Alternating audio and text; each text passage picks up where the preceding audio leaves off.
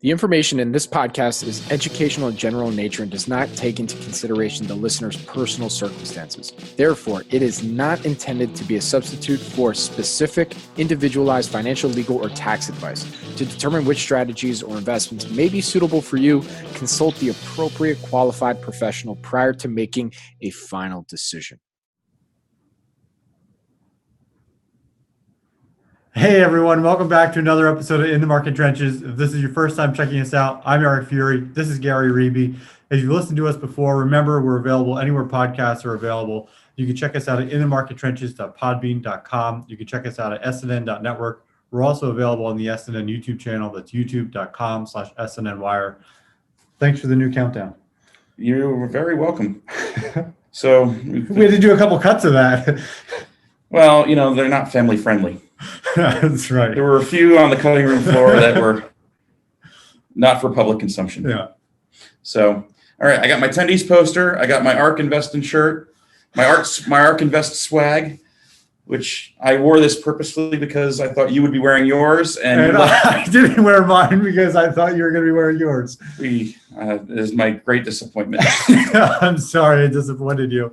We do not invest in ARK funds, but we wanted to make sure we were able to get the swag while it was available so we can commemorate this period of time that we've experienced over the last 12 months. Yeah, and so the swag, the shirt, the poster kind of goes along with the theme of today. Yeah, I've sort of just been collecting the swag, and Etsy really knows me because it keeps pitching me more and more swag.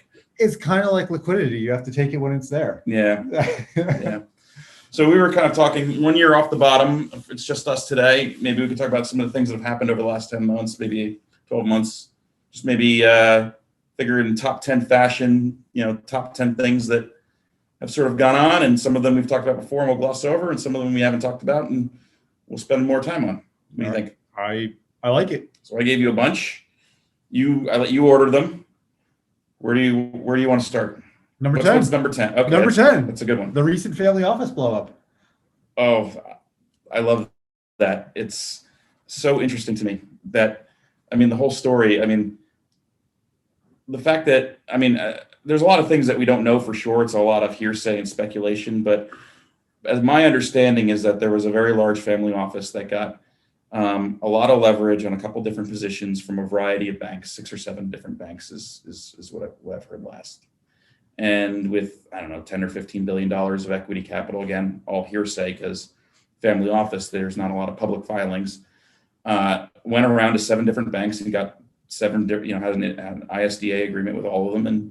And what is an ISDA agreement? So that allows them to deal in like custom swap agreements with the banks. And so, and a swap agreement is essentially, I think, and I may get this a little wrong, but it's essentially an IOU with the bank, and the family office will post collateral. It's a way for them to maybe make a bet without necessarily revealing they made a bet, because the bank owns the shares, the fund doesn't own the shares, so they wouldn't necessarily have to file on the fund. All of these different things, there's a whole bevy of reasons. One of those reasons is maybe leverage, where you post, collateral against the position. It's a levered position, and that seems to be what happened with this particular fund, which was the Tiger Cub, which is a pretty well followed group of hedge fund investors. And so it's sort of interesting. You've got sort of a guy with an interesting lineage, the Archegos fund, or it could be read Arch Egos, which is what it would take to get 7 turns of leverage on a stock position from a bunch of different banks. I guess started to have some trouble with some Asian names that saw some volatility due to, I think it was the listing or delisting orders that originated in the Trump administration. I guess may not have been changed under the Biden administration yet. And then that started to result in some margin calls. And so you have $10 to $15 billion of equity capital levered up 5 to 7 times. We don't really know. It's hard to say for sure, but and then there's some intrigue with the banks, how they got together, and they agreed that they were going to try to coordinate the wind down of this position. And the game of prisoner's dilemma broke down pretty quick, and it sounds like the 2 biggest U.S. banks were the first ones through the door, and some of the foreign banks were the last ones through the door. And it looks like some of those banks will be sitting on some losses. So I've read some comments on, if is there anything wrong that happened here, with how it worked out. A rich guy took on a lot of leverage and lost a lot of money. The banks were kind of ignorant in how they went about it, and some of them lost some money. I thought sort of nature took its course. I don't know that. Yeah, I think maybe there were some initial concerns of are there spillover effects of this, but it seems relatively contained to these banks. It wasn't of a scale that should really be, it's going to be painful for the banks, but not too. Should be manageable. If it happened in a broader, more systemic way, it sounds like this guy was able to get, you make reps and warranties in these agreements that you make with the banks. And so maybe they were playing a little fast and loose with the reps and warranties that they were, but and maybe they couldn't possibly know because the guy was a family office. So as far as I know, he's not filing anything to show people what he's got. And maybe something that comes out of this is if you're going to have an ISDA, we need more detail on your information, which is just is a smart thing, but in my view, not really a travesty. We run a growth. We run a growth portfolio. We have a handful of names that I would say would be popular with Tiger Cubs. Just knowing the way Tiger Cubs tend to invest, and we've sort of seen some activity in some of those names that we can't really explain. Doesn't make sense to us. It's like we mentioned ARK, and they trade sort of like Cathie Wood owns them, and Cathie Wood doesn't own them or not meaningful amounts of them as far as we can tell. And so, we were kind of scratching our head going, why are some of these names appearing to be in the Cathie Wood bucket when they're not actually in the Cathie Wood bucket? Well, maybe it's because they're in this Tiger Cub bucket, and a handful of them got caught up in it. And, we'll see as it works out. And sort of some of the bigger ones that were notable in the news, like had sort of quietly really run up. Like some of these I don't check in on very regularly, and I was surprised to see the massive runs, but looks like this particular fund was doubling down and scaling up and into the positions. And so I guess that's not surprising. So, as Charlie Munger says, there's three things that ruin wealthy people. It's liquor, ladies, and leverage. And I don't know about the first two vices with this particular instance, but the leverage definitely got this guy. Yeah. Okay, so number 9. Number 9, we have, it's a topic that we've talked about earlier this year. It's the meme stocks. The meme stocks, the tendies, the diamond hands and the, paper hands and all that good stuff. Yeah, that's still going on to some extent, but not as much as we've seen before, right? Yeah. I don't know if people have learned lessons. I don't necessarily think so, but it's, it's still happening. It's, we see stocks get moving for no good reason, but we've also seen sort of regulators step in a little bit more closely on some of them on things where there's truly like, no news and very thinly traded. Like they've certainly seemed to make announcements and step in. So, and I don't know, you can necessarily create a similar corner that you could in some of these other names that really, not if they halt trading. Right. That would be that's the fear. That would be difficult to do. But if some of the smaller, more liquid names, you see it every now and then, but I would say not to the extent that we saw it. Yeah, there was a February. whole basket of meme stocks in January that were 25th, 28th was sort of the high, and I guess sort of remains to be seen if there's a second coming of the meme stock mania. What about that? Leads us to our number 8. SPACs. Yeah, so SPAC mania sort of continues to a certain extent, although it seems somewhat tempered lately, right? Yeah. Earlier this year, you saw a lot of SPACs trading at premiums to the cash in trust. That's come down a bit, where the premium is smaller or it's trading at cash. So I think some of the mania has backed off a little. Yeah, it gets harder to get the deal done too if it's trading at cash, right? Because a lot of these are contingent, like the original investors can just ask for their money back at the end. So you need to have what's known as a PIPE come in to finance the deal. And if it's not trading particularly well, too many investors ask for their money back, and you need more of the PIPE. And it's sort of there's some reflexivity there, meaning like what's going on influences the outcome, and it sort of feeds on itself a little bit. So, maybe the investors will start to get a little bit more discerning with that. And then we've also heard some rumblings that there's some inquiries into the whole thing. So, and more information about the sponsors and sort of that sort of stuff. And so I wonder if there will be this sort of regulatory arbitrage where people can make all kinds of forward-looking statements and promises. I wonder if there'll be some increased oversight or rulemaking around that. Quite frankly, they probably should. I think there should be. Yeah. Yeah. And by the way, PIPE, for those of you that don't know, it's a private investment in public equity. Yeah. So basically, when they announce one of these deals, they line up somebody to backstop the funding of the deal in advance. Yep. Okay. Cool. That's probably enough on that. If we're going to try to get 7 more to go through, so let's keep going. Number 7, we just have the general broad rally. Yeah, it's been very strong. It's the rally nobody really saw coming a year ago, and it's the rally that everybody hated for probably the first 6 months of it, at least, maybe 9, and then sort of the fear turned to FOMO pretty quick, and then a lot of the, a lot of sort of the resulting kicked in, where people, in hindsight, said things like, "Well, it's just the liquidity that mattered," and all of this other stuff, and we try not to result here too much. We only try to look back and try to learn from things if we can.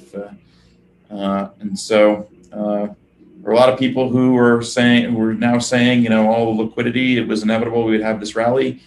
A lot of those people were probably saying, something different a year ago. So yeah, I think what was important about the broad rally was separating the plumbing of the financial markets and the virus. Yeah, the smarter you were a year ago, the more IQ points you had, you were probably better off if you gave 20 of them back, because you would have probably overly complicated the issues and conflated various issues, and you probably would have been better off giving a few IQ points back and just focusing on the money. Kept it simple. The money flow. Yeah. Number 6, crypto. So a year ago in crypto, where were we and where are we today? Oh, so crypto, a year ago, the store of value argument was not looking very good, because it had declined. I don't know, the Bitcoin, which is the main one, had declined to a 4-digit price, in the mid 4 digits somewhere. I don't know where it bottomed out, but as we sit here now, it's in the high $50,000 range. It's and so that's been a real story, and it's had various branches. Now they have these non-fungible tokens, which I kind of understand but don't fully understand it. I understand it like I understand wanting to own a piece of art, maybe, or a baseball card or whatever. It's, as I understand it, the appeal is collector's item and you own the original, but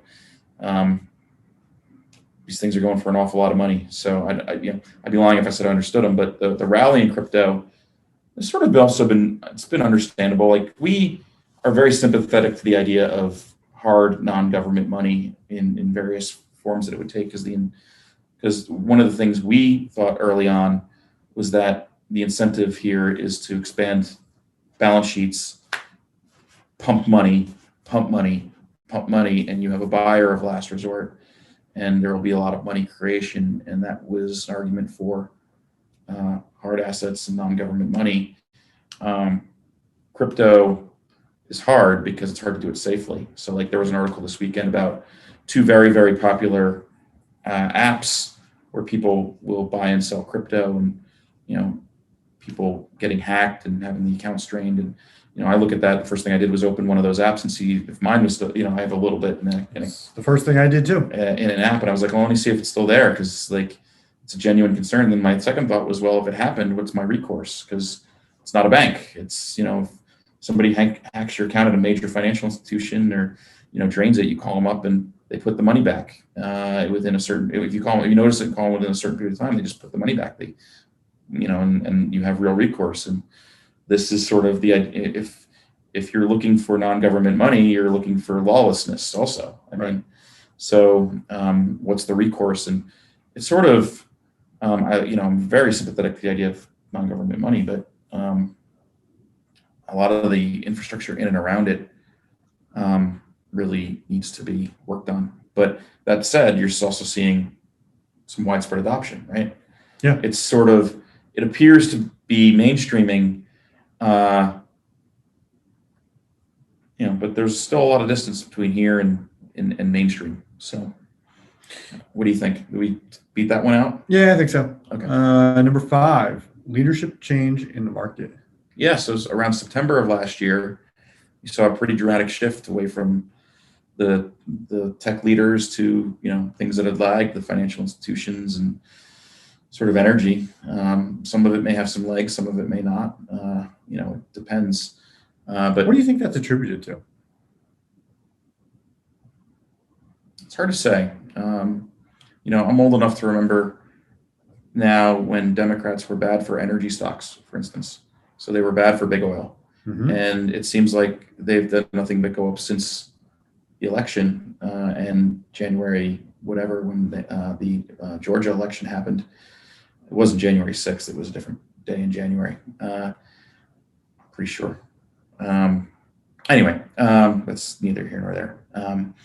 But it seems to me to make some sense because the Democrats can help big oil do what big oil couldn't do, which is sort of bring supply discipline in certain ways, and Keystone Pipeline, things like that, climate initiatives.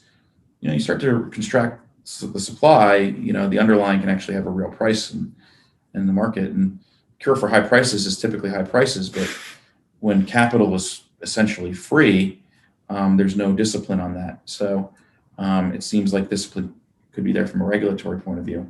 Now, prospectively, what does that mean? Does it hold itself? Does it sustain? And does it still have all the same features it's normally had? I think the answer is probably yes. Financials, people are thinking maybe there's going to be higher inflation, and maybe that'll flow through. I sort of wonder if their earning power is more permanently impaired. And it's just, they were beaten down pretty low, and there's at the prospect of some inflation, some excitement. But again, with the banks, it comes down to what are their net interest margins going to look like, and what's the argument for them to expand meaningfully? So it's a funny thing, like given the current environment, the NIMs should be lower than they were January 1st of 2020, right? And so, but the prices are generally higher than they were January 1st of 2020. And so some of that is the discount rates falling. So you're getting some valuation, from maybe maybe lower discount rates, but the NIMs are going to be lower. It's not a foregone conclusion. Like if the Fed started to fight inflation a year and a half from now, I don't know what the rest of the curve would do. So it's not a foregone conclusion to me that that increased earnings potential, which seems to be being priced in, is that may actually happen. But the market almost doesn't care what I think. So it's as a investor, you look for. I mean, we don't really do trades, so cyclicals to me tend to be more of a trade. But you look for ways you can make responsible investments with things that have an element of cyclicality to them. And so that's something we've actively tried to do. We beat that? Yep. Before, we've kind of talked about this one. That's the Robinhood, Reddit, Wall Street bets. You can kind of lump that into the proletariat revolution that took down some high-profile funds, at least for a moment. I think one of the legacies of lockdown, I think, will be that it's bred a new generation of investors. And right now they're speculators, but eventually a good number of them will turn into investors, and getting a lot of people thinking about their finances, thinking about saving and investing money. Even if it doesn't work out so well in the beginning, getting somebody started on that path earlier is better. And this does tend to be a younger crowd. So, a bunch of 20-somethings, burning STEMI money on meme stocks, Well, it also got people thinking about market structure and what it meant to go long or to go short, and how everything, the amount of leverage interplays with the market, and how it could either heat your home or burn your house down. There you go. And so I think the conversations around it have been good, and hopefully people have gotten a better education as a result. Yeah, I think there's been, some misinformation in and around it, like the conspiracy theory stuff around why trading was halted. The explanations, I think, are simpler than that. I think the brokers got margin calls from their master entity because there was too much risk at specific brokers, and they couldn't come out and just say that because, the minute you're talking about your liquidity is the minute you have no liquidity. Right. is how it tends to work out. So, that's, just what it is. But, like the high frequency trading stuff that people talk about. And people like a good conspiracy theory. Payment for order flow really sounds really cloak and daggery and dark pool. Like the language in and around this sounds ominous. But like, I think, in my mind, there's never been a better time to be a retail investor. At least not in the U.S. Yeah, at least not in the U.S. I think retail investors today, it used to be gated, high commissions, all this sort of stuff. And now, if you want to be a responsible retail investor, it's never been less expensive to be one. And that's a great thing. So we love it. Okay. Number 3, regime change. Oh, this is just regime change in Washington. So we could have coupled this with regime change in the market, right? But we didn't. So, okay. Now we're looking at different tax proposals, and like lots more things are floated than actually get done. Yep, we had one stimulus plan pass already. Now we're talking about an infrastructure bill and then potentially another stimulus bill. My question though is, if you're going to spend $4 trillion here and you're going to raise $3 trillion over here, can you really call that stimulus, or is it wealth redistribution? And I'm not saying that like it's a good or bad thing. It's just what it is. And so, and maybe some is warranted, but what do you like? And so, and then if it is wealth redistribution, you've got a finite runway for that, because it's hard to campaign for re-election on that. And so if that's what the real plan is, you've got, I don't know, probably 18 months or so to, maybe even less, because then you get into push your agenda. To get into the campaign season, you've got maybe this calendar year to try to do something, and then it's an re-election campaign, and it's going to be, but this regime change is, it's gotten people in a pro-cyclical mood. So that's resulted in a lot of the shift that we've seen. And there are cyclicals. We looked at some of the highest quality cyclicals, and stupid me passed on some of them, and, they've done really well. And, here I am kicking myself over it, but, what can you do? It's, you learn your lessons and you move on and you try to do better next time. Yep. And so, anyway, so we got regime change in Washington, results in a whole bunch of different things that result in sort of some regime change a little bit in the market. But I wonder if 18 months from now we'll be in a stalemate and sort of back where we started. Could be. Let's talk again 18 months. See you in 18 months. Number 2, the vaccine. Yeah. Or vaccines. So, and should we lump that together with number 1? Sure. Number 1 is the virus. Yeah. So, if that's not the story of the last 12 to 15 months, I don't know what is, right? Right. And so, there were a lot of people who thought that you needed to forecast the virus or the timeline for a vaccine to get the market calls right.